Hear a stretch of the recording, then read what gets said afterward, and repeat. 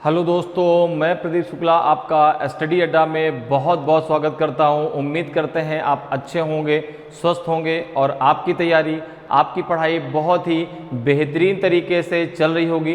तो आज मैं आपके लिए लेकर के हाजिर हूं CUET का प्रैक्टिस टेस्ट रीजनिंग का 20th नंबर का। अभी तक जो है हम लोग 19th प्रैक्टिस टेस्ट कंप्लीट कर चुके हैं, जिसमें हम लोगों ने बहुत ही इम्पॉर्टेंट क्वेश्चन सॉल्व किए हैं।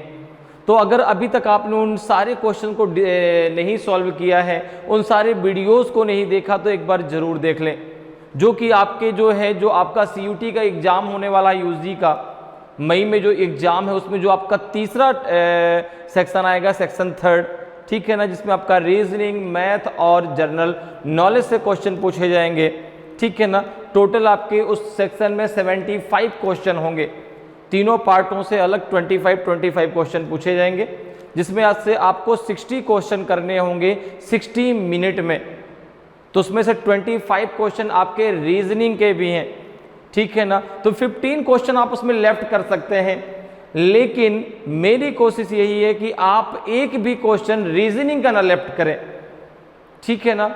वो कैसे हो सकता है भाई? अगर हर एक टॉपिक का जो आपका कॉन्सेप्ट है, अगर वो बहुत अच्छे से क्लियर होगा, ठीक है ना, क्योंकि रीजनिंग में केवल क्या ना, कॉन्सेप्ट क्लियर होना चाहिए।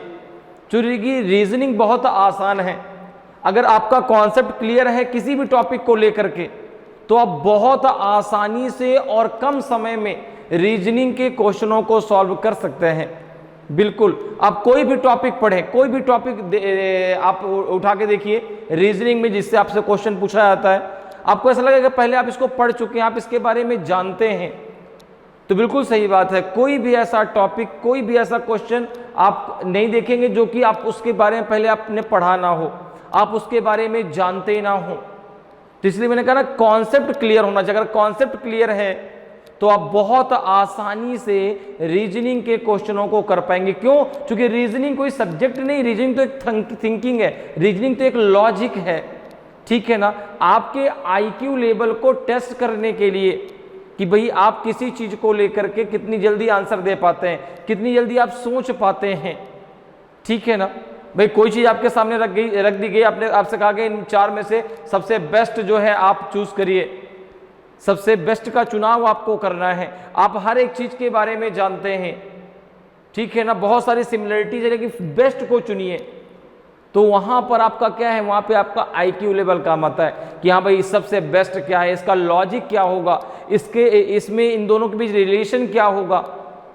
तो वही चीज रीजनिंग में है। रीजनिंग में आप कोई भी टॉपिक पढ़ते हैं, चाहे वो आपका कोडिंग डिकोडिंग हो, चाहे वो आपका जो है डायरेक्शन टेस्ट हो, चाहे ब्लड रिलेशन हो, चाहे सिटिंग अरेंजमेंट हो, जितने भी टॉपिक हम पढ़ते हैं, ठीक है ना, चाहे वो वर्बल रीजनिंग का हो, चाहे वो नॉन वर्बल रीजनिंग का हो, बस अगर कॉन्सेप्ट क्लियर है ना, तो बहुत आसानी से आप क्वेश्चन का आंसर दे सकते हैं, ठीक है। तो अभी तक जो लोग मेरे साथ लगातार जुड़े हुए हैं, जो लोग लगातार मेरे वीडियोस देख रहे हैं, उनको बहुत सारे कॉन्सेप्ट क्लियर हो चुके होंगे। क्योंकि हर एक टॉपिक से, जिस टॉपिक से भी क्वेश्चन लिया गया है, हर एक टॉपिक से जो है केवल क्वेश्चन का आंसर नहीं मैंने आपको बताया, ठीक है ना, उसके बेसिक कॉन्सेप्ट को भी मैंने आपके क्लियर किया है कि भाई अगर उस टॉपिक से रिलेटेड कभी भी कोई क्वेश्चन आपसे पूछा जाता है, ये जरूरी तो नहीं कि जो क्वेश्चन मैंने बताया वही आएगा, लेकिन हाँ उस टॉपिक से क्वेश्चन जरूर आएगा, ठीक है ना। तो अब उस टॉपिक के क्वेश्चनों को आप कैसे कर सकते हैं, इसके बारे में, इसीलिए मैंने आपको हर एक टॉपिक, जिस टॉपिक से क्वेश्चन पूछा गया, उसके बेसिक कॉन्सेप्ट को भी हमने डिस्कस किया है, ताकि जो है हर एक टॉपिक भी आपका कंप्लीट होता जाए, ताकि कम समय में बहुत ही बेहतरीन तैयारी हो सके आपकी और आप भी बहुत अच्छा स्कोर कर पाए, ठीक है ना। तो अगर अभी तक आपने उन सारे वीडियोस को नहीं देखा, सारे प्रैक्टिस टेस्ट को सॉल्व नहीं किया, तो जरूर कर लीजिए।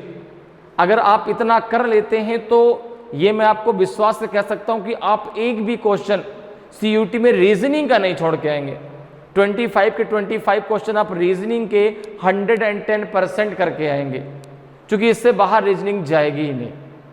तो चलिए आज क्लास को स्टार्ट करते हैं। आज हम लोग 20th प्रैक्टिस टेस्ट सॉल्व करने वाले हैं और आज की क्लास भी बहुत ही धमाकेदार क्लास होने वाली है। आज मैं आपके लिए बहुत ही धमाकेदार क्वेश्चन लेकर के हाजिर हूं। तो चलिए स्टार्ट करते हैं बिना किसी देरी के। और आज की क्लास का 20th प्रैक्टिस टेस्ट का आपका पहला क्वेश्चन है, फर्स्ट क्वेश्चन है। सबसे पहले हम क्वेश्चन को रीड करेंगे, ठीक है ना, और रीड करने के बाद फिर इसको सॉल्व करने की हम लोग भरपूर कोशिश करेंगे। तो देखिए सबसे पहले क्वेश्चन को रीड करते हैं। क्वेश्चन कह रहा है कि answer the following question based on the study of the following letter और नंबर सीक्वेंस। निम्नलिखित अक्षर संख्या क्रम के अध्ययन के आधार पर निम्नलिखित प्रश्नों के उत्तर दीजिए। अब आपको जो है ये एक सीरीज दी गई है जिसमें आपके अल्फाबेट भी हैं, आपके नंबर भी हैं, ठीक है ना। अब देखो ये सीरीज से क्वेश्चन आपसे पूछा गया है। क्वेश्चन जो है इसी सीरीज पर बेस्ड है। क्वेश्चन कह रहा है कि इफ एवरी अल्टरनेट लेटर और number is dropped starting from E onwards, which letter or number will be second to left of the 10th letter or number from your left। यदि ई से शुरू करते हुए प्रत्येक वैकल्पिक अक्षर या संख्या को हटा दिया जाए तो आपके बाएं से 10वें अक्षर या संख्या के बाएं से दूसरा अक्षर या संख्या कौन सा होगा, ठीक है ना। वी होगा कि बी होगा कि ए होगा कि क्यू होगा। तो अब देखिए जो ये क्वेश्चन है ये इसी सीरीज पर बेस्ड है। अब यहां पर एक चीज देखो, सबसे पहले समझो, चाहे वो देखो एक चीज को दिमाग में बैठा लो, चाहे वो पंक्ति हो कोई, चाहे वो कोई किसी रो की बात हो, चाहे वो अल्फाबेट की बात हो, चाहे वो जो है आपके किसी सीरीज की बात हो, जहां से आप लिखना स्टार्ट करते हैं उसको हम बोलते हैं लेफ्ट हैंड, ठीक है ना। और जहां पे ये सीरीज या ये अल्फाबेट जहां पे खत्म होता है या रो जहां पे खत्म होती है उसको हम बोलते हैं राइट एंड या राइट हैंड साइड, ठीक है ना। और उस पंक्ति या उस रो या उस सीरीज में जो भी बीच में होता है या जो भी अल्फाबेट हो या जो भी नंबर हो, चाहे वो बीच में हो, चाहे वो शुरुआत में हो, चाहे वो लास्ट में हो, ठीक है ना, उसका लेफ्ट राइट आपके हमारे लेफ्ट राइट के समान होता है। कैसे, जरा इसको समझो। जैसे ये सीरीज दी गई, देखो सीरीज दी गई आपकी ई, फिर क्या है आपका 7, फिर है आपका जी, B D, M4 N, KH2, ठीक है ना, KH2AC, इसके बाद है आपका ZS, V3 FIJ, फिर है आपका जो है LOQ 5PR, ठीक है। अब जरा समझो, यहां से देखो सीरीज जो स्टार्ट हुई है, कहां से स्टार्ट हुई है, वो सीरीज जो स्टार्ट हुई है ई से, तो यहां इस वाले एंड को हम क्या बोलेंगे, लेफ्ट एंड, ठीक है ना। क्या बोलेंगे, लेफ्ट एंड, या बोलेंगे लेफ्ट हैंड साइड, ठीक है। या कहीं कहीं लिखा होता है योर लेफ्ट, आपके बाएं से, ठीक है ना, तो भी आप यहीं से लेंगे। क्लियर है, क्योंकि देखो मेरा चेहरा आपकी तरफ है तो मेरा लेफ्ट राइट, आपका लेफ्ट राइट दोनों डिफरेंट है। लेकिन अगर मेरा भी चेहरा बोर्ड की तरफ हो जाए तो फिर मेरा लेफ्ट राइट और आपका लेफ्ट राइट दोनों का सेम हो जाएगा। तो इसलिए जो है कभी कभी लिखा आता है योर लेफ्ट, तो लेफ्ट एंड आपका ये है, जहां पे आपका लास्ट में आर लिखा, जहां पे ये सीरीज खत्म हो गई, ये है आपका राइट एंड, ये है आपका राइट एंड। क्या है ये, राइट एंड है, ठीक है ना। अब जरा एक चीज और समझ लो, इसमें जो बीच में चाहे वो ई की बात करूं, चाहे वो आर की बात करूं, चाहे एम की, चाहे सी की, किसी भी अल्फाबेट की या किसी भी नंबर की जो बात होगी उसके लेफ्ट राइट की अगर हम बात करें, उसके लेफ्ट राइट की अगर हम बात करें, देखो तो ये मेरा क्या है राइट, तो उसका भी ये राइट होगा। ये मेरा क्या है लेफ्ट, तो उसका भी ये क्या होगा, लेफ्ट होगा। तो जो मेरा राइट लेफ्ट होगा वो उसका भी राइट लेफ्ट वही होगा। क्लियर है। जब भी आप अपने कॉपी में इसको लिखें, ठीक है ना, ये क्वेश्चन को सॉल्व कर रहे हैं, तो आप ये मत मानिए कि वो आपकी तरफ देख रहा है, आप ये मान के चलो कि वो आपकी तरह देख रहा है। अपने आप सारे कंफ्यूजन आपके दूर हो जाएंगे, कभी भी आपको लेफ्ट राइट में प्रॉब्लम नहीं आएगी। अब यहां से देखो, आप डायरेक्ट एक जो है यहां पे टेबल याद रख सकते हैं कि अगर लेफ्ट एंड दिया हो और लेफ्ट एंड से लेफ्ट में ही आना हो तो देखो लेफ्ट लेफ्ट क्या हो जाएगा, तो आपने कहा कि अगर लेफ्ट एंड से शुरुआत करनी हो और अक्षर या नंबर के हमें लेफ्ट में जाना हो, तो देखो लेफ्ट लेफ्ट क्या हो जाएगा आपका माइनस, लेफ्ट लेफ्ट क्या हो जाएगा माइनस। ये शुरुआत वाला लेफ्ट क्या है, एल मतलब हो गया लेफ्ट, शुरुआत वाला लेफ्ट क्या है आपका एंड है, लेफ्ट एंड, और उसके लेफ्ट में ही आना है, ठीक है ना। तो क्या हो जाएगा, देखो लेफ्ट एंड से चले और लेफ्ट में जाना है तो क्या हो जाएगा, पीछे ही तो जाना है, इसलिए क्या हो जाएगा माइनस। अगर आप लेफ्ट एंड से चलते हैं और आपको राइट जाना है तो क्या हो जाएगा आपका plus.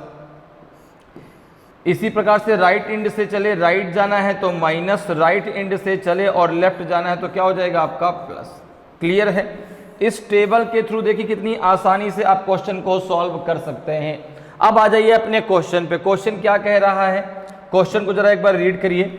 If every alternate letter और number is dropped starting from E onwards, which letter और number will be second to left of the 10th letter और नंबर फ्रॉम योर लेफ्ट, ठीक है ना। तो अब देखो ई से शुरू करते हुए प्रत्येक जो है वैकल्पिक मतलब जो अल्टरनेट है, एक को छोड़कर जो है एक आएगा, ठीक है ना। अल्टरनेट का क्या मतलब होता है, इससे पहले 1 है, अब 1 क्या 2 आता है, फिर 3 आता है। अगर मैं अल्टरनेट की बात करूं, कह दूं 1 से स्टार्ट करो, फिर अल्टरनेट पे प्रत्येक नंबर को आप डिलीट करते जाओ, तो आप 1 को डिलीट करेंगे, फिर 3 को डिलीट करेंगे, फिर आप 4 को छोड़ के 5 को डिलीट करेंगे। तो अल्टरनेट मतलब एक को छोड़ करके आपको करना है। तो यहाँ पे शुरुआत किससे करनी है, ई से। तो आपने सबसे पहले ई को डिलीट कर दिया, फिर जी को, फिर बी को, डी को, फिर 4, फिर क्या डिलीट होगा के, फिर 2, फिर सी, ये आपका क्या हो जाएगा, यहाँ से डिलीट होते चले जाएंगे। इसके बाद आपका एल, फिर क्यू, फिर पी। अब देखो ये जो आपके लेटर या नंबर जो भी इस सीरीज में बचे, ठीक है ना, इनको डिलीट करने के बाद तो कह रहा है कि आपके बाएं से 10वें अक्षर के बाएं दूसरा अक्षर क्या होगा। तो देखो आपके बाएं, योर लेफ्ट मतलब कहां से, लेफ्ट एंड से, तो एल मतलब हो गया लेफ्ट एंड, ठीक है ना। लेफ्ट एंड से 10th जो भी आपका लेटर या नंबर आएगा उसके लेफ्ट में दूसरा आपको लेटर या नंबर क्या होगा, ये आपको बताना है। तो देखो लेफ्ट से 10th के लेफ्ट में सेकंड है ना, तो लेफ्ट लेफ्ट क्या होता है, माइनस होता है। तो यहां से जब आप करेंगे तो जब माइनस कर देंगे तो 10 - 2 कितना आ जाएगा, ये हो जाएगा आपका जो है 10 - 2, तो ये हो जाएगा आपका लेफ्ट से 8, लेफ्ट से क्या बचेगा 8, ठीक है ना। तो अब आपके लेफ्ट से आप जो है इसके 8th नंबर का लेटर या नंबर जो भी है उसको काउंट कर लीजिए। देखिए 1 2 3 4 5 6 7 8, आंसर क्या आ जाएगा आपका वी आएगा। तो ऑप्शन ए आपका सही आंसर हो जाएगा। क्लियर है, आंसर क्या आ जाएगा आपका वी आ जाएगा। तो ऑप्शन ए आपका सही आंसर हो जाएगा। और वैसे अगर आप काउंट करते, जैसे यहाँ पे आप डायरेक्ट नहीं करते तो यहाँ पे पहले काउंट करते, तो ई से जो है आपका 10th लेटर क्या आता, तो ये 8 है, 9 और 9 और 10 आपका जे आता। इसमें आप 2 क्या करते हैं, माइनस, तो पीछे जाते हैं ना, देखो तो 1 और 2 छोड़ देते तो आंसर फिर भी आपका वी आ जाता, ठीक है ना। तो लेफ्ट लेफ्ट क्या होता है माइनस, अगर यही लेफ्ट राइट होता तो क्या होता प्लस, राइट राइट क्या होता है माइनस, राइट लेफ्ट क्या होता है प्लस। जहां से कोई रो या अल्फाबेट या कोई सीरीज स्टार्ट होती है उसको हम बोलते हैं लेफ्ट हैंड, जहां पे खत्म होती है उसको हम बोलते हैं राइट हैंड। क्लियर है, चलो आगे बढ़ते हैं, अगले क्वेश्चन पर आते हैं। सेकंड नंबर क्वेश्चन है आपका, सेकंड नंबर क्वेश्चन भी आपका इसी सीरीज पर आपका जो है आधारित है। तो सबसे पहले क्वेश्चन को हम रीड कर लेते हैं। क्वेश्चन कह रहा है कि answer the following question based on the study of the following letter number sequence. निम्नलिखित अक्षर संख्या क्रम के अध्ययन के आधार पर निम्नलिखित प्रश्नों के उत्तर दीजिए। अब देखो आपको ये सीरीज दी गई है। क्वेश्चन देखिए क्या पूछा गया है आपसे कि if it is possible to make a meaningful word with the first, the 12th, the 15th and the 21st letter from left, which of the following letters will be the first letter of that word? If no such word can be made, give X as the answer, and if more than one such word can be made, give M as the answer. Clear है। यदि बाएं से पहले 12वें, 15वें और 21वें अक्षरों से एक अर्थपूर्ण शब्द बनना संभव हो तो निम्नलिखित में से कौन सा अक्षर उस शब्द का पहला अक्षर होगा। यदि ऐसा कोई शब्द नहीं बनाया जा सकता, तो उत्तर x दें, और यदि ऐसे एक से अधिक शब्द बन सकते हैं तो उत्तर m दें। अब देखिए यहाँ पर आपका क्वेश्चन ये है कि यहाँ जो ये सीरीज दी गई है, इस सीरीज से आपको फर्स्ट लेटर लेना है, फिर आपको जो है कौन सा लेना है, 12th लेना है, 15th लेना है और 21st लेना है। और इनसे यदि एक कोई मीनिंगफुल वर्ड बनाया जा सकता है, अगर एक बन सकता है तो उसका फर्स्ट लेटर आपको आंसर देना है, अगर कोई वर्ड नहीं बन सकता तो आपको आंसर x देना है, ठीक है ना।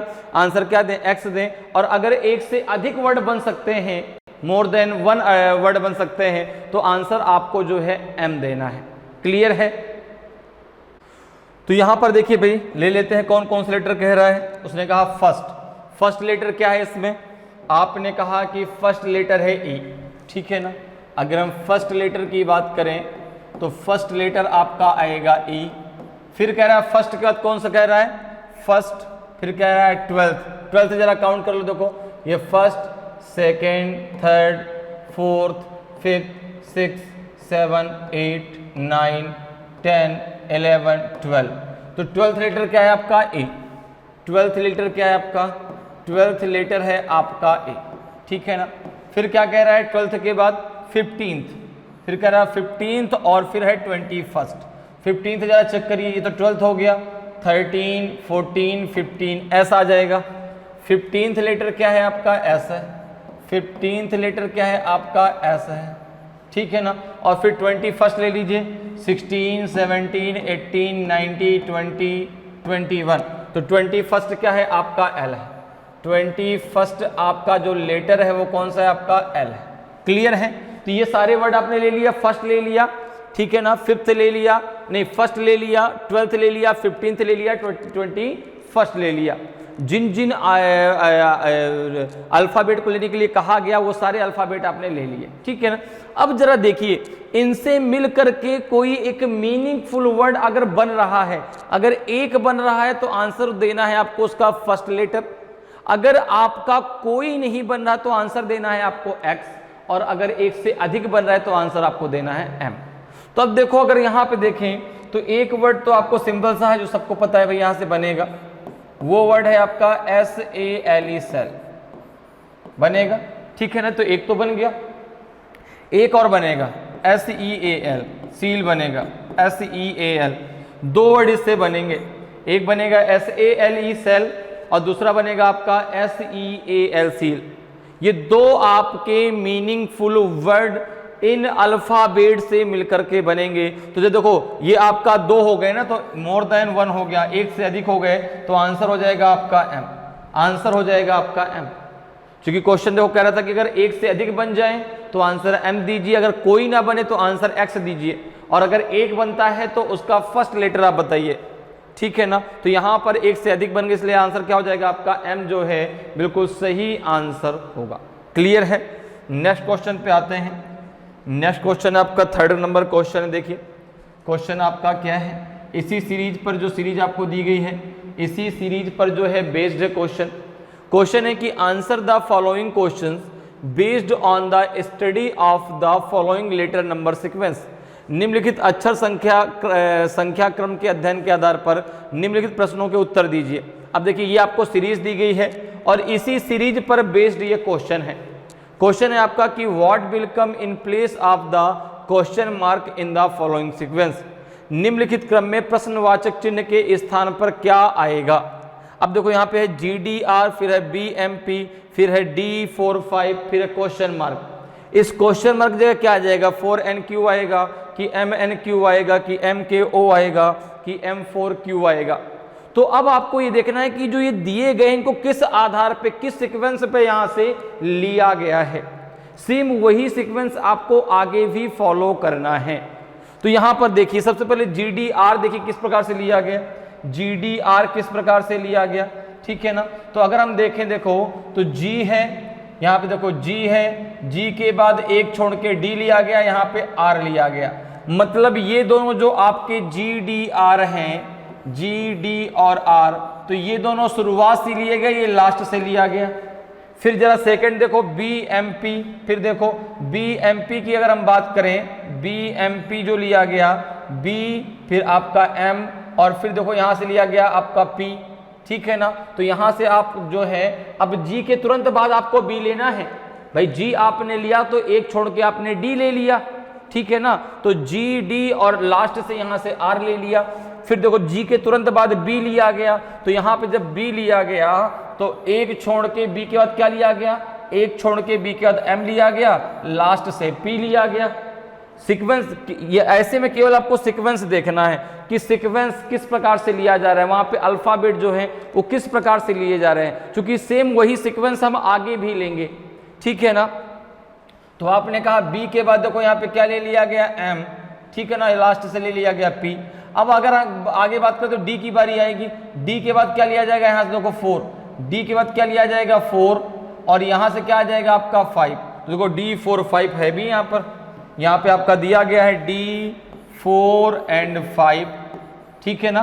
भाई D लिया गया, एक छोड़ के 4 लिया गया, और यहाँ लास्ट से आपका 5, यहाँ से आपका कंटिन्यूअस लेना है, ठीक है ना। R फिर P फिर 5। अब किसकी बारी आएगी, अब बारी आएगी Q की। अब बारी आएगी लास्ट में Q आएगा, तो लास्ट में Q आपके 3 में है तो C तो आंसर नहीं होगा, क्योंकि लास्ट में Q आने वाला, चूंकि 5 तक हो गया, अब बारी Q की है। तो अब लास्ट वाला तो मुझे पता चल गया कि भाई Q आएगा, Q देखो 3 में तो C आंसर तो नहीं हो सकता। अब जरा देखो शुरुआत कहां से होगी, M से। शुरुआत कहां से होगी, M से। पहले G था, फिर B की बारी आई, फिर D की, अब किसकी बारी आएगी, M। तो M के बाद आप छोड़ के 4 को किसको लेंगे, N को। तो यहाँ पे M N, यहाँ पे आ जाएगा आपका M N Q, यहाँ पे आ जाएगा आपका M N Q, ठीक है ना। क्योंकि भाई देखो यहाँ M आएगा, M को एक छोड़ा तो 4 को छोड़ के N ले लिया गया, यहाँ लास्ट में Q आएगा, तो M N Q आपका क्वेश्चन मार्क की जगह आएगा, तो ऑप्शन बी आपका सही आंसर हो जाएगा। क्लियर है। तो इस प्रकार से आप बहुत आसानी से जो है ऐसे क्वेश्चनों को सॉल्व कर सकते, जैसा क्वेश्चन कह रहा है, ठीक है ना, वैसा हमने यहाँ पे कर दिया। जिस प्रकार से देखो ये जो सीरीज थी, इसी जो ये आपको सीक्वेंस पूरा दिया गया है अल्फाबेट और नंबर का, इसी पर बेस्ड है। तो वहां पर केवल हमें ये देखना किस प्रकार से इनको लिया गया है, ठीक है ना। और जिस प्रकार से लिया गया उस प्रकार से आगे क्या आ जाएगा, आपका आंसर आएगा MNQ आएगा। तो ऑप्शन बी आपका सही आंसर हो जाएगा। क्लियर है। नेक्स्ट क्वेश्चन पर आते हैं। नेक्स्ट क्वेश्चन जरा देखिए भाई। नेक्स्ट क्वेश्चन है आपका जो है, क्वेश्चन को पहले रीड करते हैं। क्वेश्चन क्या कह रहा है, क्वेश्चन है कि answer the following question based on the study of the following letter number sequence. निम्नलिखित अक्षर संख्या क्रम के अध्ययन के आधार पर निम्नलिखित प्रश्नों के उत्तर दीजिए। अब ये क्वेश्चन भी आपका जो है इसी सीरीज पर बेस्ड है। क्वेश्चन है कि इफ द लेटर और number only from M to L, okay, M to L are written in the reverse order and other letter or number are kept unaltered, which letter or number will be third to the right of 17th letter or number from your right। ठीक है। यदि केवल M से L तक के अक्षरों या संख्याओं को उल्टे क्रम में लिखा जाता है और अन्य अक्षर संख्याओं को अपरिवर्तित रखा जाता है, तो कौन सा अक्षर या संख्या आपके दाएं से 17वें अक्षर या संख्या के दाएं तीसरा होगा।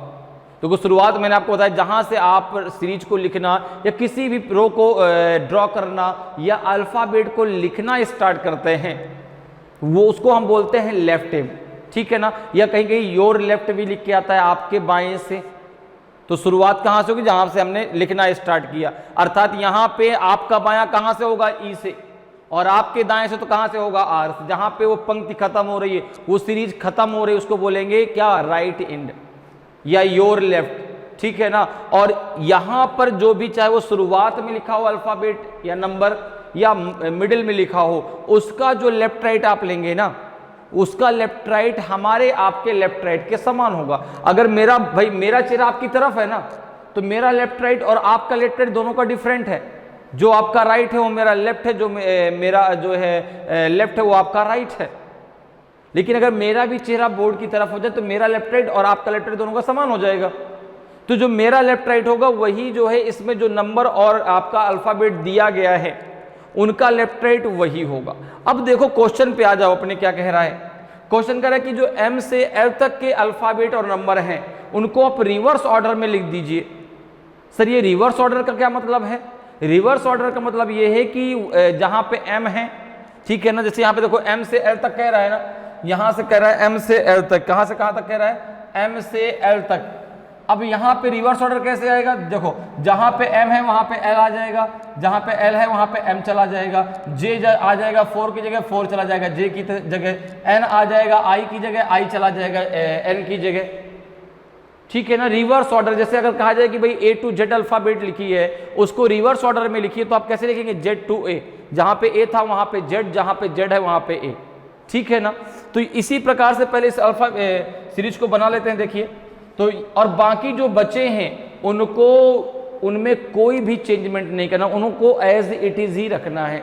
जैसे यहां पर देखो, सबसे पहले E आएगा, तो E आपका एज इट इज रहेगा, E के बाद 7 है, 7 के बाद GBD है, GBD में कोई चेंजमेंट नहीं। अब देखो M से L तक चेंज होगा, तो यहाँ पे आपका सबसे पहले L आएगा, L के बाद फिर क्या आएगा आपका J आएगा, J के बाद आपका I आएगा, I के बाद आपका F आएगा, F के बाद आपका 3 आएगा, 3 के बाद आपका V आएगा, S Z C A to H, A to H, ठीक है ना, K N 4M। अब आगे जो है अल्फ़ाबेट एज इट इज रहेगी, ठीक है ना। यहाँ पे आ जाएगा आपका OQ और ये आ जाएगा 5PR, ठीक है। टेबल आपको याद है, लेफ्ट लेफ्ट क्या होता है माइनस, लेफ्ट राइट क्या होता है प्लस, राइट राइट क्या होता है माइनस, राइट लेफ्ट क्या होता है प्लस, क्लियर है। अब देखो यहाँ पर आपका जहाँ पे E लिखा है ये आपका क्या है लेफ्ट इंड, जहाँ पे E लिखा है ये क्या है आपका लेफ्ट इंड, ठीक है ना, ये क्या है आपका लेफ्ट इंड। और जहाँ पे आपका R लिखा है ये क्या है आपका राइट, ठीक है ना, ये क्या आपका राइट इंड। यहाँ पे मिडिल में या शुरू में या लास्ट में जो भी आपका अल्फ़ाबेट या नंबर लिखा है उसका लेफ्ट राइट क्या होगा, ये देखो मेरा राइट है तो उसका भी राइट यही होगा, ये मेरा देखो लेफ्ट है तो इसका भी लेफ्ट यही होगा, जो मेरा आपका लेफ्ट राइट है उसका भी लेफ्ट राइट सेम वही रहे होगा, क्लियर है। इतनी बात क्लियर हो गई। अब टेबल आपको याद है, लेफ्ट लेफ्ट क्या होता है माइनस, लेफ्ट राइट क्या होता है प्लस, राइट राइट क्या होता है माइनस, राइट लेफ्ट क्या होता है प्लस। काउंटिंग हम वहीं से करेंगे जो आपको क्वेश्चन में दिया गया होगा। जैसे यहां पर देखो कहां से काउंट करना है, राइट एंड से, कहां से काउंट करना है, तो जो एंड दिया गया हो क्वेश्चन में वहीं से आप काउंटिंग करेंगे। अब जैसे इसमें कहा गया कि 17th लेटर या नंबर जो राइट से है उसके राइट में, ठीक है ना, उसके राइट में थर्ड आपका लेटर या नंबर क्या होगा, तो आपने कहा कि ये दिया गया है भाई कि राइट से 17th लेटर या नंबर के राइट में थर्ड लेटर या नंबर क्या होगा। देखो टेबल याद करो, left left minus, left right plus, right right minus, right left plus, तो राइट राइट क्या हो जाएगा माइनस, तो जरा माइनस कर लो भाई, ये हो जाएगा आपका 17th माइनस 3, ये आ जाएगा आपका राइट से 14th, राइट से 14th आप काउंट कर लो।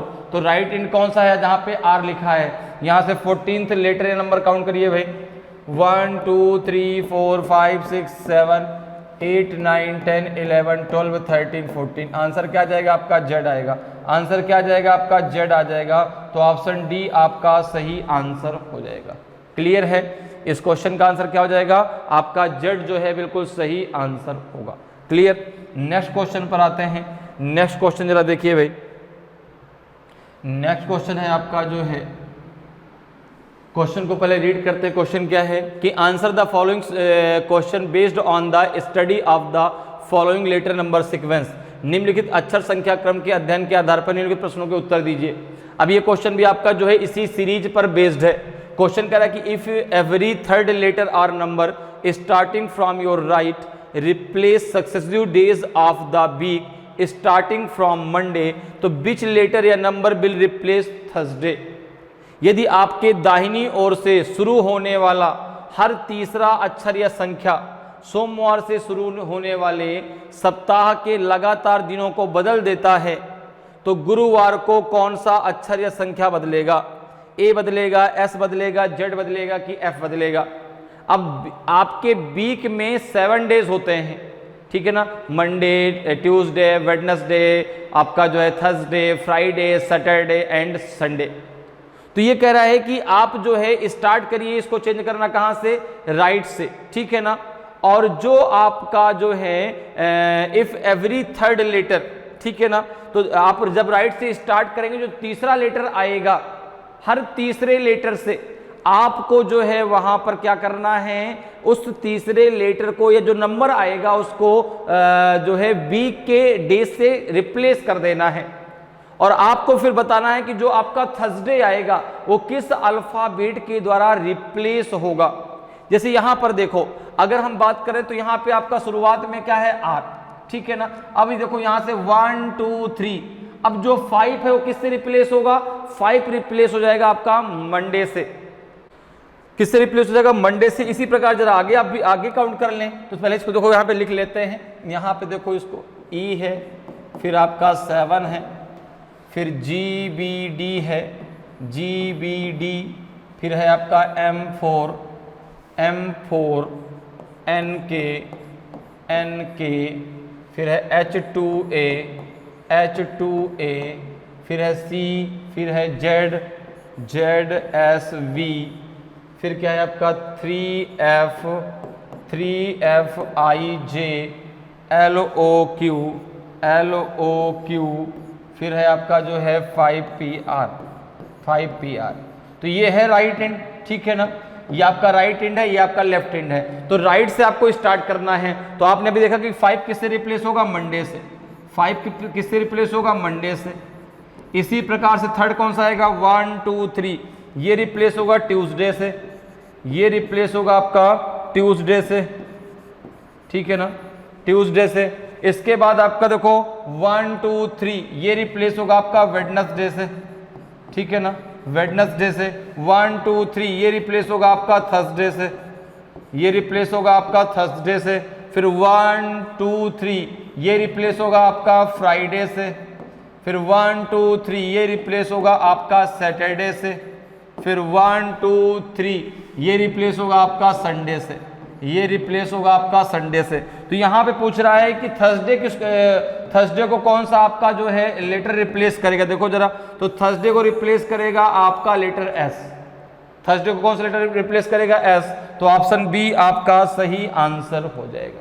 क्लियर है, जो थर्सडे है वो रिप्लेस होगा आपका एस के द्वारा। तो ऑप्शन आपका बी जो है बिल्कुल सही आंसर होगा। नेक्स्ट क्वेश्चन पे आते हैं। क्वेश्चन नंबर 6 है आपका जो है, क्वेश्चन नंबर 6 है। क्वेश्चन को पहले रीड करते हैं। क्वेश्चन कह रहा है कि Bablu ranked 16th from the top and 29th from the bottom among those who passed an examination. 6 boys did not participate in the examination and 5 failed in the examination. How many boys were there in the class? एक परीक्षा उत्तीर्ण करने वालों में बबलू का स्थान ऊपर से 16वां और नीचे से 29वां है। 6 लड़कों ने परीक्षा में भाग नहीं लिया और 5 परीक्षा में अनुत्तीर्ण हो गए। कक्षा में कितने लड़के थे? तो टोटल नंबर ऑफ स्टूडेंट आपको बताना है, ठीक है ना। 44 की 50 की 55 की 40। तब देखो कह रहा है कि जो पास हुए, जिन्होंने एग्जाम पास कर लिया, उनमें जो है बबलू का जो स्थान है वो टॉप से कितना है, वो टॉप से है आपका 16th और बॉटम से है 29th, ठीक है ना। तो अब यहां पे देखो, ये क्वेश्चन आपका पूछा गया रैंकिंग टेस्ट से। किससे पूछा गया है? ये क्वेश्चन आपका पूछा गया रैंकिंग टेस्ट से। रैंकिंग टेस्ट में अगर आपको किसी एक व्यक्ति की बात हो रही है रो में, ठीक है ना, जैसे हम इसको समझ लेते हैं, जैसे मान लो आपका रोल नंबर है, ठीक है ना, आप क्लास में आपको एक रोल नंबर अलॉट होता है। अब जो रोल नंबर है वो आपको हमेशा शुरुआत से आपका रोल नंबर अलॉट होगा ना भाई, लास्ट से थोड़ा ना होगा कि भाई लास्ट से आप 9th नंबर पे है। लेकिन आप दो चीज जरा सोचो, आपको अगर अपना, आपको ये पता कि मेरे सेक्शन में कितने बच्चे हैं और मैंने कह दिया कि आपका रोल नंबर भाई आपका शुरुआत से 10th है, टॉप से कितना है आपका 10th नंबर है, ठीक है ना, और आपको मालूम है कि मेरे सेक्शन में 16th बच्चे हैं, ठीक है ना, तो लास्ट से आपका रोल नंबर कितना होगा आप आसानी से काउंट कर सकते हैं। तो अगर किसी एक व्यक्ति का लेफ्ट और राइट, लेफ्ट हैंड कहां से होगा, जहां से शुरुआत होगी रो, जहां से रोल नंबर स्टार्ट हुआ, राइट हैंड क्या होगा, जहां पे आपका रोल नंबर खत्म हो रहा है, जहां पे लास्ट रोल नंबर है वो आपका राइट हैंड। मैंने शुरुआत में देखो अभी भी बताया आपको कि चाहे किसी पंक्ति की बात हो, चाहे अल्फाबेट की, चाहे किसी की भी बात हो, जहां से हम उसको लिखना स्टार्ट करते हैं, जहां से वो स्टार्ट होता है उसको हम लेफ्ट हैंड बोलते हैं, जहां पे खत्म उसको हम राइट हैंड बोलते हैं। तो अगर किसी एक व्यक्ति की बात हो तो रैंकिंग में डायरेक्ट आप जो है एक फॉर्मूला लगा सकते हैं, n equals to l plus r minus का 1। सर यहां पे n क्या है, n रिप्रेजेंट करता है टोटल नंबर ऑफ स्टूडेंट को, l रिप्रेजेंट करता है place value from left hand, या कह सकते हैं टॉप, या कह सकते हैं बिगिनिंग, ठीक है ना। और r जो है रिप्रेजेंट करता है place value from right hand, या कह सकते हैं बॉटम, या कह सकते हैं इन। क्लियर है, इतनी सारी चीजें क्लियर। अब देखो अगर मैं यहां पर बात करूं तो जो बबलू का स्थान है वो आपको लेफ्ट हैंड से भी पता है, राइट हैंड से भी पता है, लेकिन किसमें, जिन्होंने एग्जाम पास किया है। तो अगर मैं यहां से बात करूं कि भाई जितने लोगों ने एग्जाम पास किया उनमें से वो कितने टोटल हैं, तो आपने कहा कि जो बबलू है उसका जो स्थान है, ठीक है ना, जो बबलू है उसका जो स्थान है वो लेफ्ट से कितना है, तो आपने कहा 16th है, राइट से कितना है, तो आपने कहा 29th है, ठीक है ना। लेफ्ट हैंड मतलब क्या, उसको हम टॉप भी कह सकते हैं, हम स्टार्टिंग भी कह सकते हैं, बिगिनिंग, और आपका जो है लेफ्ट एंड भी कह सकते हैं। राइट को हम राइट एंड या आपका बॉटम या लास्ट, ठीक है ना, ये किसी भी नाम से आपके क्वेश्चन में लिखा हुआ आ सकता है। तो अब देखो n बराबर कितना हो जाएगा, तो आपने कहा 16 प्लस 29 माइनस का हो जाएगा 1, कितना हो जाएगा ये, तो जाएगा आपका 9 प्लस 6 कितना 15, 2 1 3 1 4, 45 माइनस 1 ये हो जाएगा 44। लेकिन अभी देखो ये आपके टोटल स्टूडेंट नहीं है क्लास में, ये तो वो स्टूडेंट हैं टोटल जिन्होंने एग्जाम पास किया। अब देखो अगर हम बात करें तो कह रहा कि 6 लड़कों ने परीक्षा में भाग नहीं लिया और 5 परीक्षा अनुत्तीर्ण हो गए। तो भाई जिन्होंने पार्टिसिपेट नहीं किया और जो फेल हो गए क्लास के स्टूडेंट तो वो भी थे ना, ऐसा तो नहीं कि वो क्लास के स्टूडेंट नहीं थे, क्लास के स्टूडेंट में वो भी काउंट हो रहे थे, तभी तो उनकी अटेंडेंस नहीं होती है, वो नहीं उस समय आए या फेल हो गए, ठीक है ना, ये अलग बात है। लेकिन टोटल स्टूडेंट अगर हमसे यहाँ पूछ रहा है तो यहाँ पे आ जाएगा आपका टोटल स्टूडेंट की अगर हम बात करेंगे तो ये 44 तो वो हो गए जो केवल पास हो गए हैं, 6 वो थे जो इन्होंने भाग नहीं लिया, 5 वो थे जो कि जो है फेल हो गए परीक्षा में, टोटल हो जाएगा आपका 55, टोटल हो जाएगा 55। तो क्लास में टोटल आपके 55 स्टूडेंट हैं, तो ऑप्शन सी आपका सही आंसर है। क्लियर है, तो 44 तो पास हैं, 6 वो हैं जो कि आपके जिन्होंने पार्टिसिपेट नहीं किया, और 5 आपके फेल हो गए, तो टोटल स्टूडेंट है आपकी क्लास में 55। नेक्स्ट क्वेश्चन पे आते हैं, क्वेश्चन नंबर आपका 7th है, क्वेश्चन आपका 7th नंबर का है। क्वेश्चन को पहले रीड कर लेते हैं। क्वेश्चन है आपका कि Ram started moving towards south from his home, he moved 12 metre straight and took a right turn, he moved 5 metre straight and again took a right turn and moved another 24 metre, how far is he from his home. Ram अपने घर से दक्षिण की ओर चलना शुरू करता है और 12 मीटर सीधा चलता है और दाएं मुड़ता है, और दाएं मुड़ता है वो सीधे 5 मीटर चलता है और फिर से दाएं मुड़ता है और 24 मीटर और चलता है। वह अपने घर से कितनी दूर है, 12 मीटर, 13 मीटर, 17 मीटर के 29 मीटर। तो अब यहां पर देखो ये क्वेश्चन आपसे पूछा गया डायरेक्शन टेस्ट से। अगर हम बात डायरेक्शन टेस्ट की करते हैं तो डायरेक्शन आपकी 4 मेन डायरेक्शन होती है इस प्रकार से, ये आपकी 4 मेन डायरेक्शन है, ओके, ये आपकी 4 मेन डायरेक्शन है, ये है आपकी ईस्ट डायरेक्शन, इसके जस्ट अपोजिट कौन सी हो जाएगी आपकी वेस्ट, ऊपर की तरफ होती है आपकी नॉर्थ डायरेक्शन और नीचे की तरफ आपकी हो जाएगी साउथ डायरेक्शन। क्लियर है, ऊपर नॉर्थ नीचे साउथ।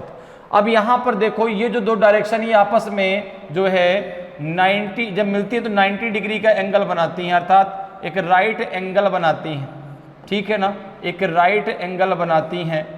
और यहाँ पे ये जो चारों डायरेक्शन हैं वो आपस में एक सेंटर पॉइंट के द्वारा कनेक्टेड रहती हैं। अगर किसी एक डायरेक्शन को आप मूव करते हैं तो बाकी डायरेक्शन अपने आप मूव हो जाती हैं। अब पूरा यह सर्कल 360 डिग्री का होता है, ठीक है ना, पूरा सर्कल 360 डिग्री का होता है। हम टोटल 8 डायरेक्शनों के बारे में यहाँ पर पढ़ते हैं। 4 आपकी ये मेन डायरेक्शन है, 4 आपकी ये मिडिल डायरेक्शन है। 4 जो है ये मिडिल डायरेक्शन होती हैं, ठीक है ना, जो 90 डिग्री को 45 डिग्री 45 डिग्री में डिवाइड कर देती हैं। साउथ वेस्ट, ये नॉर्थ ईस्ट, ये आपकी डायरेक्शन होती है साउथ ईस्ट, और ये डायरेक्शन होती है नॉर्थ वेस्ट, ठीक है ना। अब यहाँ पर देखो मेन चीज जो आपको ध्यान देना वो क्या है कि लेफ्ट टर्न किस प्रकार से लेंगे, राइट टर्न किस प्रकार से लेंगे। तो ध्यान रखिएगा, जब आप क्लॉकवाइज चलेंगे, जब आप क्लॉकवाइज चलेंगे तो आप जो है राइट टर्न लेंगे। जब आप क्लॉकवाइज चलेंगे तो राइट टर्न लेंगे, और जब आप एंटी क्लॉकवाइज चलेंगे, जब आप एंटी क्लॉकवाइज चलेंगे तो आप लेफ्ट टर्न लेंगे। क्लियर है? तो जब क्लॉकवाइज चलेंगे तो राइट टर्न और एंटी क्लॉकवाइज चलेंगे तो लेफ्ट टर्न लेंगे। क्लियर? जैसे आप ईस्ट में इस प्रकार से खड़े हैं, अगर आप राइट टर्न लेंगे तो साउथ में जाएंगे, लेफ्ट टर्न में आप नॉर्थ में जाएंगे। साउथ में है तो राइट टर्न में वेस्ट, लेफ्ट टर्न में ईस्ट। वेस्ट में है राइट टर्न में नॉर्थ, लेफ्ट टर्न में साउथ। नॉर्थ में है तो राइट टर्न में ईस्ट, और लेफ्ट टर्न में वेस्ट में आप जाएंगे। इस प्रकार से आप इसको याद रख सकते हैं। अब जरा आ जाइए अपने क्वेश्चन पे। तो सबसे पहले हम बनाते हैं इसका डायग्राम। तो ध्यान रखना, डायग्राम बनाते समय दूरी का बहुत बड़ा रोल है। अब क्वेश्चन कह रहा है कि राम अपने घर से दक्षिण की ओर चलना शुरू करता है, तो जो आप डायग्राम बनाएंगे वो हमेशा कहां से बनाएंगे? सेंटर पॉइंट से बनाएंगे। तो देखो ये आपका हो गया सेंटर पॉइंट, ये हो गया सेंटर पॉइंट। राम दक्षिण की ओर जाता है तो जो साउथ है वो कहाँ है आपका? नीचे की तरफ। और ये दूरी आपने मान ली कितनी है? वो आपका चलता है 12 मीटर, ठीक है ना। आगे देखो क्या कह रहा है, और अब यहां से मुड़ता है वो जो है राइट, तो राइट टर्न लेगा। तो देखो ये जा रहा है साउथ में, क्लॉकवाइज में राइट टर्न होगा। और ये जो दूरी है ना, ये जो दूरी है, ये दूरी है उसकी 5 मीटर की, ये जो दूरी है वो 5 मीटर की है। इसके बाद फिर से वह राइट टर्न लेता है, फिर से वह राइट टर्न लेता है, और जो है कितना चलता है? 24 मीटर। तो देखो अब जब ये राइट टर्न लेगा तो ये ऊपर की तरफ जाएगा, ये ऊपर की तरफ जाएगा इस प्रकार से, और ये इससे आगे निकल जाएगा, ये इससे आगे निकल जाएगा, ठीक है ना। चूंकि भाई ये 24 मीटर जा रहा है ना, तो ये इससे आगे निकल के चला जाएगा, ये इससे आगे निकल के चला जाएगा इस प्रकार से, ठीक है ना। ये इस प्रकार से जो है आगे निकल जाएगा, क्योंकि ये जो दूरी अब चलेगा वो 24 मीटर की है, ये दूरी 24 मीटर की है। कुछ इस प्रकार से आपका डायग्राम बनके तैयार हो गया। अब देखो ये उसका घर है, यहां से वह निकला था, ये उसका घर है, और ये उसकी फाइनल पोजीशन है, ये उसकी फाइनल पोजीशन, यहां पे आके वो खड़ा है। अब वो क्वेश्चन आपसे कह रहा है कि बताइए अब वो अपने घर से कितनी दूर है, अर्थात आपको ये दूरी बतानी है, आपको ये डिस्टेंस बतानी है, ये डिस्टेंस बतानी है। तो अब यहां पर देखो, अगर राइट एंगल बन जाता है तो आप यहां पे डिस्टेंस निकालने के लिए पाइथागोरस थ्योरम लगा सकते हैं, क्योंकि जो पाइथागोरस थ्योरम वैसा राइट एंगल पर लगती है। अब अगर आप देखें, अगर इस पॉइंट को आप यहां से ऐसे, इस पॉइंट को अगर आप यहां से ऐसे मिला दें, इस पॉइंट को अगर आप यहां से ऐसे मिला दें, तो ये आपको पूरा एक राइट एंगल दिखेगा, ये पूरा आपको एक राइट एंगल दिखेगा। इसको आपने नाम दे दिया ए, इसको नाम दे दिया बी, इसको नाम दे दिया सी। अब देखो राइट एंगल में पाइथागोरस थ्योरम लगा दो। पाइथागोरस थ्योरम क्या होती है? हाइपोटेनस का स्क्वायर इक्वल्स टू परपेंडिकुलर का स्क्वायर प्लस बेस का स्क्वायर। अब देखो सबसे बड़ी भुजा आपकी हाइपोटेनस है, अर्थात हमें निकालना क्या है? एसी। तो अब जरा देखो, अगर मैं बात करूं बीसी की, तो जब ये 5 मीटर है तो ये भी तो 5 मीटर होगा। जो आपने ये पुल बनाया है, क्योंकि ये तो बिल्कुल बराबर चलेगा ना, तो जब ये 5 मीटर है तो ये भी कितना होगा? आपका 5 मीटर होगा, ठीक है ना। तो देखो यहाँ पे और एक चीज देखो जरा, यहां से यहां तक की दूरी टोटल 24 मीटर है। अच्छा, यहां से अगर मैं कहूं कि बी से डी तक की दूरी कितनी हो जाएगी? अगर बी से डी तक की दूरी की बात करो तो 12 मीटर हो जाएगी। तो ए से बी तक की दूरी कितनी हो जाएगी? 12 मीटर। तो यहां पर देखो ए बी इक्वल्स टू हो जाएगा आपका 12 मीटर, ठीक है ना। बी सी इक्वल्स टू हो जाएगा आपका 5 मीटर। ए सी आपको निकालना है, ए सी आपका क्या है? ये हाइपोटेनस है। तो देखो जरा, ये हो जाएगा आपका ए सी का whole of square equals to base का स्क्वायर, अर्थात BC का होल ऑफ स्क्वायर प्लस आपका परपेंडिकुलर अर्थात AB का होल ऑफ स्क्वायर। BC की वैल्यू आपको पता है, जब इसका आप स्क्वायर हटाएंगे तो ये चला जाएगा रूट के अंदर। अब देखो BC कितना है, आपने कहा 5 का स्क्वायर और AB कितना है 12 का स्क्वायर।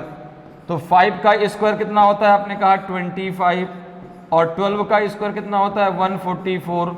दोनों को जब ऐड करोगे तो ये आ जाएगा आपका 169 और 169 किसका आपका रूट होता है, आपने कहा 13 का। किसका होता है 13 का। तो जो A से C तक की दूरी है वो आपकी 13 मीटर आ जाएगी। कितनी आ जाएगी 13 मीटर। तो ऑप्शन बी आपका सही आंसर हो जाएगा। तो जब भी जो है आपका अगर राइट एंगल बनता है तो आप वहां पे पाइथागोरस थ्योरम लगा करके डिस्टेंस निकालेंगे। जरूरी नहीं कि हर क्वेश्चन में आपका राइट एंगल बने, जहां पर राइट एंगल नहीं बनेगा वहां पे हम पाइथागोरस थ्योरम नहीं लगाएंगे। क्लियर है। तो यहां देखो राइट एंगल बन गया आपका कितना आंसर आ जाएगा, A से C तक की दूरी आ जाएगी 13 मीटर। तो ऑप्शन बी आपका सही आंसर होगा। अगले क्वेश्चन पर आते हैं। अगला क्वेश्चन जरा देखिए भाई क्या कह रहा है आपसे। अगला क्वेश्चन जरा देखते हैं। अगला क्वेश्चन आपसे सीरीज से पूछा गया है। क्वेश्चन है कि in the following question find the missing number in place of question mark so as to continue the series. निम्नलिखित प्रश्नों में क्वेश्चन मार्क के स्थान पर लुप्त संख्या ज्ञात कीजिए ताकि श्रृंखला को जारी रखा जा सके। तो यहां पर देखो जो क्वेश्चन है आपका पूछा गया है सीरीज से। सीरीज की अगर हम बात करते हैं, क्वेश्चन पूछा गया सीरीज से, अगर हम सीरीज की बात करें तो सीरीज को हम दो प्रकार से पढ़ते हैं, नंबर सीरीज और एक है आपका अल्फाबेट सीरीज। एक है आपका alphabet series, number series and alphabet series. ठीक है ना। तो ये क्वेश्चन आपका पूछा गया है नंबर सीरीज से। अब देखो सीरीज का मतलब होता है एक पैटर्न चलना चाहिए, एक सीक्वेंस लगातार चलना चाहिए। ठीक है ना। ऐसा सीक्वेंस जिसमें आप खुद से कहें कि हाँ आगे ये आएगा। ठीक है ना। जैसे देखो मैं अगर कहूँ कि भाई 1 है फिर 2 है फिर 3 है तो आप कहेंगे आगे 4 आएगा फिर 5 आएगा। तो एक सीक्वेंस आपका चलना चाहिए। तो यहां पर देखो आपकी जो सीरीज दी गई क्या है, आपकी 6 है फिर 9 है फिर 14 है फिर 21 है फिर 30 है, फिर आपको बताना यहाँ पे क्या आएगा। अब देखो सीरीज जो है एक सामान्य अंतराल के साथ बढ़ रही है। तो सीरीज अगर एक सामान्य अंतराल के साथ बढ़ती है तो कुछ ना कुछ उसमें प्लस हो रहा होगा। अगर एक सामान्य अंतराल से घटती है तो कुछ ना कुछ माइनस। अगर असामान्य अंतराल से बढ़ती है तो मल्टीप्लाई, असामान्य अंतराल से घटती है तो आपका डिवीजन। अब आप देख रहे हैं कि ज्यादा डिफरेंस नहीं है, एक छोटा छोटा डिफरेंस है जो जिससे सीरीज आपकी लगातार बढ़ रही है। तो कुछ ना कुछ प्लस होगा। क्या प्लस होगा जरा इनकी डिफरेंस देखो। आपने कहा 6 में अगर 3 प्लस कर दें तो 9 आ जाएगा, 9 में अगर 5 प्लस कर दें तो 14 आ जाएगा, 14 में अगर 7 प्लस कर दें तो आपका कितना आ जाएगा 21, 21 में अगर 9 प्लस कर दें तो आपका 30 आ जाएगा। तो अब 30 में आप कितना प्लस करेंगे 11, तो यह आ जाएगा 41। कितना आ जाएगा 41। आपका ऑप्शन में भी दिया गया है, ऑप्शन डी आपका सही आंसर हो जाएगा। क्लियर है। पहले 3 फिर 5 फिर 7 फिर 9 फिर 11, तो यहाँ पे आपका आंसर आ जाएगा 41। ऑप्शन डी आपका सही आंसर हो जाएगा। क्लियर है। नेक्स्ट क्वेश्चन पे आते हैं। नेक्स्ट क्वेश्चन जरा देखिए भाई। ये क्वेश्चन आपका जो है पजल से पूछा गया है। ठीक है ना। आपको देखने में काफी भारी भरकम क्वेश्चन लग रहा होगा लेकिन है बहुत आसान।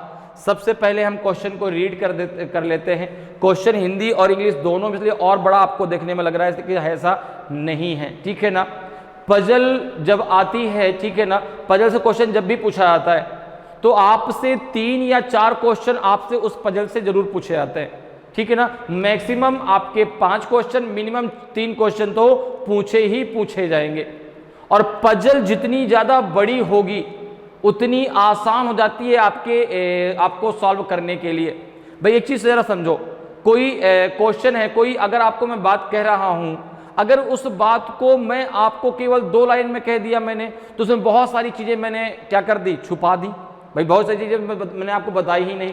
अगर वही चीज मैं ये करूं कि आपको जो है वही हर एक चीज का डिटेल बताऊं तो आपको लगेगा सर तो बहुत ज्यादा चीजें बता रहे हैं, लेकिन मैंने आपको एक एक चीज हर चीज बता दी।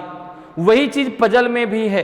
पजल जब बड़ी पजल लिख के आती है तो उसमें आपको हर एक चीज के बारे में बहुत अच्छे से बताया, जानकारी आपको दी जाती है। पजल अगर छोटी होगी तो उतनी ही टफ होती है वो सॉल्व करने में। तो अगर कभी भी आपको बड़ी पजल दिखती है ना तो अब कभी ये मत सोचो सर इसको स्किप कर दे, छोड़ दे, नहीं, आप उसको सॉल्व करिए। जितनी ज़्यादा बड़ी पजल होगी उतना आसान होगा आपको उसको सॉल्व करना। तो देखिए सबसे पहले क्वेश्चन को रीड कर लेते हैं। क्वेश्चन कह रहा है कि answer the following questions based on the study of the information given below. नीचे दी गई जानकारी के अध्ययन के आधार पर निम्नलिखित प्रश्नों के उत्तर दीजिए। City high school must put together a debating team consisting of 4 debaters. Okay, there are candidates of equal ability X, Y and Z who are all seniors and A, B, C and D who are all juniors. The school requires 2 seniors and 2 juniors.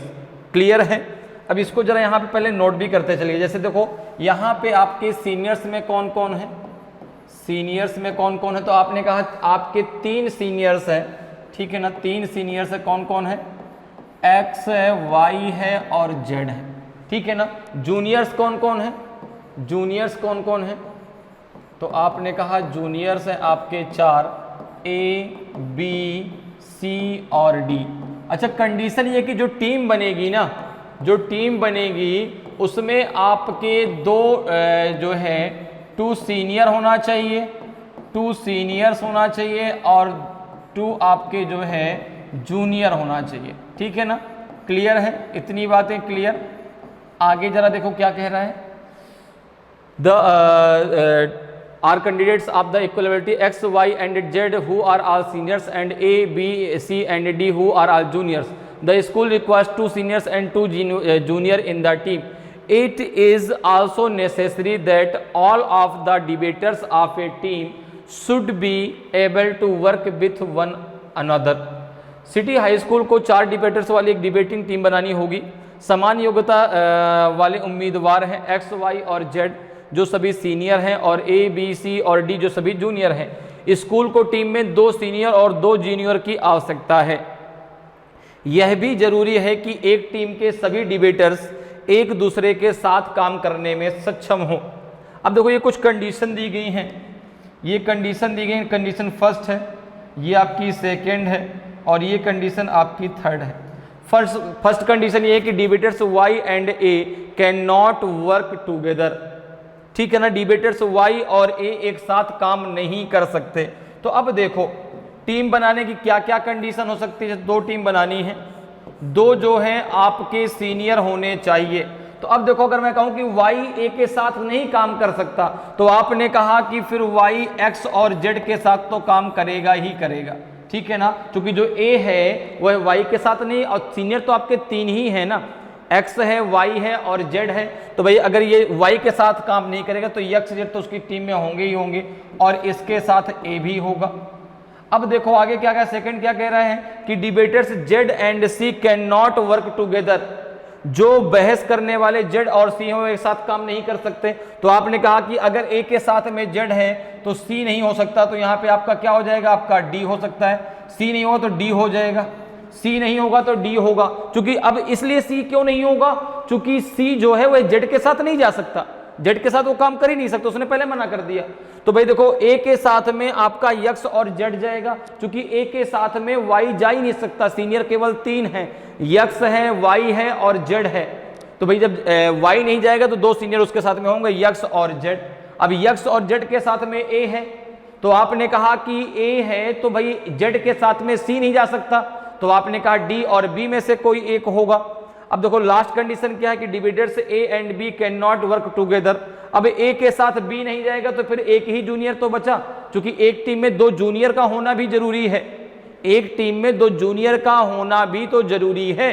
तो आपने कहा कि भाई अगर यहाँ पे आपका B नहीं होगा क्योंकि A के साथ में B नहीं होगा, ठीक है ना, तो D तो जा सकता है बिल्कुल। तो A और D एक टीम तो ये बन सकती है। अब देखो अगर मैं बात करूं तो X के साथ में Y अगर होगा, X के साथ में अगर Y है तो यहाँ पर C हो सकता है, यहाँ पे B भी हो सकता है। अच्छा यहाँ पे D भी तो आ सकता है, यहाँ पे D भी तो आ सकता है इन दोनों की जगह। क्लियर है। ये कंडीशन अभी और ही बन सकती है कि सर अगर मैं सेकंड की चर्चा करूं तो ये ऐसे भी हम बना सकते हैं इसको यहाँ पे ऑब्लिक में कि भाई X है और आपका जो है Y है, ठीक है ना, और Y के साथ में यहाँ C के साथ में D भी आ सकता है, ठीक है ना, या बी के साथ में डी आ सकता है। यहाँ पे हम ऐसे कह सकते हैं x है, y है, b है और d है, कर सकते हैं ना, ठीक है ना। अब आते हैं, ये सारी कंडीशन हमने दिमाग में अपने सोच रखी है। अब चलते हैं क्वेश्चन पर। देखिए क्वेश्चन पहला क्या कह रहा है, ठीक है ना, जो इसी पर बेस्ड है, ध्यान रखिएगा, जो इसी पर बेस्ड है। क्वेश्चन है आपका फर्स्ट जो है 9th नंबर का फर्स्ट क्वेश्चन है कि if debater B is selected, ठीक है ना, if debater B is selected and debater Y is rejected then which of the 4 debaters will form the team. देखो क्या कह रहा है कि बी जो है वो सिलेक्ट हो जाए, बी जो है, बी अगर आपका सिलेक्टेड है, बी जो है सिलेक्टेड है और वाई जो है रिजेक्टेड है, वाई जो है रिजेक्टेड है, तो कौन जो है 4 टीम में जो है यहां पर 4 लोग टीम बनाएंगे, ये आपको बताना है। यदि वाद विवाद कर्ता बी का चयन किया जाता है और वाद विवाद कर्ता वाई को अस्वीकार किया जाता है तो 4 वाद विवाद कर्ताओं में से कौन टीम बनाएगा। तो ए के साथ बी नहीं जाएगा, देखो यहां पे साफ दिया गया ए के साथ बी नहीं जाएगा, ठीक है ना, और y के साथ भी a नहीं जाएगा, y के साथ भी a नहीं जाएगा, z के साथ c नहीं जाएगा। क्लियर है। तो अब जरा देखो यहां पर, अगर मैं यहां पर बात करूं पहली, तो पहला तो गलत है क्योंकि a के साथ b नहीं जाएगा। भाई आपका जो है y तो उसमें टीम में होगा ही नहीं। 2 सीनियर कौन कौन से होंगे, 2 सीनियर कौन कौन से होंगे, तो आपने कहा सीनियर हो जाएंगे x और z। अगर मैं टीम की बात करूं तो सीनियर एक्स जेड तो होंगे ही होंगे, जो कि आपके किस में नहीं है, डी में नहीं है, तो डी वाली भी टीम नहीं बन सकती, क्योंकि शुरुआत में देखो बता दें 2 जूनियर और 2 सीनियर उस टीम में होना जरूरी है। तो भाई पहला तो इसलिए नहीं कि एक्स जेड तो हैं लेकिन ए के साथ बी नहीं जा सकता, पहले शुरुआत में हम लोग वहां पर क्लियर कर चुके। अब यहां पर चूंकि 2 सीनियर नहीं इसलिए आपका डी भी नहीं होगा। अब जरा बी और जरा सी चेक कर लो। आपने कहा कि सी इसलिए नहीं होगा क्योंकि जेड के साथ में सी नहीं जाएगा, जेड के साथ में सी नहीं जाएगा। तो अब यहां सी बी के साथ जा सकता है, मैंने आपको सारी कंडीशन बताई है। देखो सी जो है बी के साथ जा सकता है, सी डी के साथ, बी डी के साथ। तो यहां पर देखो सी जेड के साथ नहीं जाएगा, उसने साफ मना कर दिया कि सी और जेड जो है सी के साथ काम नहीं करता, इसलिए जो है जेड सी के साथ नहीं जाएगा। तो यहां पे एक ही ऑप्शन तो बचा बी, ये टीम बन के आएगी एक्स जेड डी बी। क्या टीम बनेगी, एक्स जेड डी और बी। तो 2 सीनियर हो जाएंगे, 2 जूनियर। अब जरा सेकंड की बात कर लेते हैं। सेकंड जरा क्वेश्चन देखो, if debater A is in the team तो which other debaters must be in the team as well. यदि वाद विवाद करता ए टीम में है तो कौन से अन्य वाद विवाद करता भी टीम में होने चाहिए। तो अब जरा देखना, ध्यान से मेरी बात समझना, ये हम बात कर रहे हैं, ये तो फर्स्ट था, ये है आपका सेकंड। तो अब देखो, अब इसने कह दिया कि भाई ए तो जरूर टीम में होगा, ए जरूर टीम में है, तो कौन से और टीम में होने चाहिए। तो आपने कहा कि जो ए है, ए किसके साथ काम नहीं करता, ए वाई के साथ काम नहीं करता। देखो ए के साथ में एक्स जेड और आपका डी बिल्कुल होगा। तो आपने कहा कि यहां पर जो है अगर मैं बात करूं तो x और z होंगे सीनियर में, ए तो आपका सेलेक्ट है ही है और उसके साथ में d होगा, उसके साथ में d होगा। तो यहां पर देखो y के साथ तो जाएगा ही नहीं वो, ठीक है ना, यहां पे b के साथ भी नहीं जा रहा, ठीक है ना, z के साथ c नहीं जाएगा, तो यही तो आंसर आ जाएगा।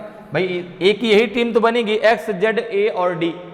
तो यहां पर ए तो सिलेक्ट ही है तो x z और d भी उसकी टीम में हो जाएंगे। तो ऑप्शन बी आपका सही आंसर हो जाएगा। क्लियर है। नेक्स्ट क्वेश्चन पे आते हैं। देखिए 10th नंबर का क्वेश्चन है आपका जो है, ये क्वेश्चन भी आपका उसी पर बेस्ड है। क्वेश्चन को पहले रीड कर लीजिए। If both y and z are selected, अब देखो y और z दोनों सिलेक्टेड हैं, y और z आपके दोनों सिलेक्टेड हैं, are selected which of the other debaters must be in the team with them. यदि y और z दोनों का चयन किया जाता है तो उनके साथ टीम में कौन सा अन्य वाद विवाद करता होना चाहिए। तो अब देखो सीनियर दोनों आ गए y और z, ठीक है ना। अब यहां पे जरा देखो y के साथ a नहीं जाएगा, y के साथ a नहीं जाएगा, z के साथ c नहीं जाएगा, z के साथ c नहीं जाएगा, ठीक है ना भाई, y के साथ a नहीं जाएगा, z के साथ c नहीं जाएगा। तो आपने कहा कि यहां पे आंसर हो जाएगा फिर डी, यहां पे आंसर हो जाएगा आपका D, both B and D. B और डी तो जा सकते हैं, बिल्कुल जा सकते हैं भाई। बी आपका जो है जेड और वाई के साथ काम कर सकता है, ठीक है ना। हाँ, लेकिन वाई के साथ ए नहीं जाएगा। तीन कंडीशन थी, वाई ए के साथ काम नहीं करेगा, जेड सी के साथ काम नहीं करेगा, ए बी के साथ काम नहीं करेगा। तो यहां पे देखो वाई ए के साथ नहीं जाएगा, तो यहां पे अगर हम बात ऑप्शन पहले की करें तो सी, इसलिए चूंकि वाई जेड के साथ सी नहीं जाएगा, पहला ऑप्शन नहीं हो सकता। बी ए साथ नहीं काम कर सकते, ये नहीं हो सकता। तो यहां पे एक ही ऑप्शन तो बचा, बी और डी साथ काम कर सकते हैं। तो यहां पे ऑप्शन डी आपका सही आंसर हो जाएगा। अगले क्वेश्चन पे आ जाओ। क्वेश्चन नंबर आपका जो है 11th नंबर का क्वेश्चन है। क्वेश्चन जरा देखिए क्या है। क्वेश्चन उसी आपके जो है पजल पर बेस्ड है। Which statement must be false, कौन सा कथन असत्य होना चाहिए। पहला है कि debaters Y and C are never selected together, बहस करने वाले वाई और सी को कभी भी एक साथ नहीं चुना जाता, ठीक है ना। तो देखो पहली कंडीशन क्या सही क्या गलत, पहले इसको चेक कर लेते हैं। क्या वाई और सी को एक साथ नहीं चुना जा सकता। आपको शुरुआत में देखो मैंने बताया है, आपको शुरुआत में मैंने बताया, देखो यहां पर ये देखो आपको बताया वाई के साथ सी आ सकता है, वाई के साथ सी बी, वाई के साथ सी डी, वाई के साथ बी डी। तो पहला तो गलत है भाई, पहला गलत है, पहला आपका क्या है गलत है। यही तो पूछ रहा है कि असत्य होना चाहिए, तो पहला तो गलत है। फर्स्ट आपका रॉन्ग है, चूंकि चुना जा सकता है, चूंकि चुना जा सकता है, ठीक है ना। वाई के साथ सी को चुना जा सकता है, वाई के साथ ए नहीं आएगा, वाई के साथ ए नहीं आएगा, तो पहला गलत। दूसरा क्या है, debaters Z and B are never selected together, बहस करने वाले जेड और बी कभी भी एक साथ नहीं चुने जा सकते, ये भी गलत है, क्योंकि जेड के साथ सी नहीं आएगा, जेड के साथ सी नहीं आएगा। शुरुआत में देखो दिया था, वाई के साथ ए नहीं जाएगा, जेड के साथ सी नहीं जाएगा, ए के साथ बी नहीं जाएगा, तो जेड के साथ बी जा सकता है, तो ये भी गलत हो गया। तीसरा क्या है, debaters Z and D R never selected together, बहस करने वाले जेड और डी को कभी नहीं एक साथ चुना सकता, ये भी आपका गलत है, ये भी आपका गलत है, ये भी आपका गलत है, ये भी आपका गलत है, ठीक है ना। क्योंकि देखो भाई ऐसा है कि जेड के साथ आपका सी नहीं जा सकता, जेड के साथ आपका जो है यहां पर जो है डी को चुना जा सकता है, इसलिए जो है ये भी आपका क्या हो जाएगा गलत हो जाएगा। तो यहां पर देखो जो है तीनों के तीनों क्या है आपके गलत, पहला भी दूसरा भी और तीसरा भी तीनों के तीनों गलत है, तो ये हो जाएगा ऑल ऑफ द गिवन, सभी के सभी गलत है। पहला भी फॉल्स है, दूसरा भी फॉल्स है, तीसरा भी आपका फॉल्स है। अगला जो है, अगला क्वेश्चन पे आ जाओ। क्वेश्चन नंबर 12 है आपका जो है, क्वेश्चन नंबर 12 है आपका कि which of the following statement are true of debaters X, निम्नलिखित में से कौन सा कथन वाद विवाद करता है एक्स के लिए सत्य है। अब देखो क्या कह रहा है, पहला क्या है कि debater X must be selected as one of the senior of the team, debater X को टीम के वरिष्ठ खिलाड़ियों में से एक के रूप में चुना जाना चाहिए। अब देखो अगर मैं शुरुआत की बात करूं, अगर मैं शुरुआत की बात करूं, देखो यहां पर, ठीक है ना, यहां पर देखो यहां पे जो है आपका यक्स है, जेड है, ए और डी है, फिर यहां पे यक्स है, वाई है, सी और बी है, यक्स वाई सी और डी है। अब देखो यहां पर आपका जो है ए नहीं आ सकता, क्यों, चूंकि वाई के साथ काम ही नहीं करेगा, ये तो पहले सारी चीजें क्लियर हो चुकी हैं। अब यहां पर जो है यक्स आपका जो है एक सीनियर के रूप में चुना जाना चाहिए। तो यहां पर देखो क्या आपका पहला क्या कह रहा है, पहला कह रहा है कि जो है debater X must be selected as one of the seniors of the team, debater X को टीम के वरिष्ठ खिलाड़ियों में से एक के रूप में चुना जाना चाहिए। तो यक्स वाई भी हो सकता है भाई, यक्स के साथ में जेड भी हो सकता है, तो वाई के साथ में तो जेड हो सकता है, इसलिए जरूरी थोड़ा ना कि हर बार एक्स आएगा ही आएगा, हर बार एक्स आएगा जरूरी नहीं, इसलिए पहला गलत, पहला आपका गलत है। दूसरा क्या कह रहा है कि debater X must be selected if debater C is selected, यदि वाद विवाद करता सी का चयन किया जाता है तो वाद विवाद करता एक्स का चयन किया जाना चाहिए। आपने कहा ये बिल्कुल सही है, ये बिल्कुल सही है, क्यों, क्योंकि तीन ही तो आपके सीनियर है, एक्स वाई और जेड। अब देखो एक्स के साथ में अगर जेड आ गया ना तो फिर इसके साथ में आपका सी नहीं आएगा, और अगर सी आ गया तो इसके साथ में जेड नहीं जाएगा, फिर तो यक्स आएगा ही आएगा, फिर यक्स वाई के अलावा दूसरा तीसरा जेड आ ही नहीं सकता। भाई अगर x का साथ में z जाएगा तो c नहीं जाएगा, और जैसे ही c आ जाएगा, अब यहाँ पे यही तो कह रहा है कि यदि वाद विवाद करता c का चयन किया जाता है तो वाद विवाद करता x का चयन जरूर किया जाएगा, बिल्कुल 100%। क्योंकि भैया देखो ऐसा है कि अगर c आता है तो फिर वहां पे z नहीं आएगा। क्लियर है। तीसरा क्या कह रहा है, debater x can not be selected if both a and c are rejected. यदि a और c दोनों को अस्वीकार कर दिया जाता है तो डिबेटर x का चयन नहीं किया जा सकता। बिल्कुल गलत बात है, किया जा सकता है।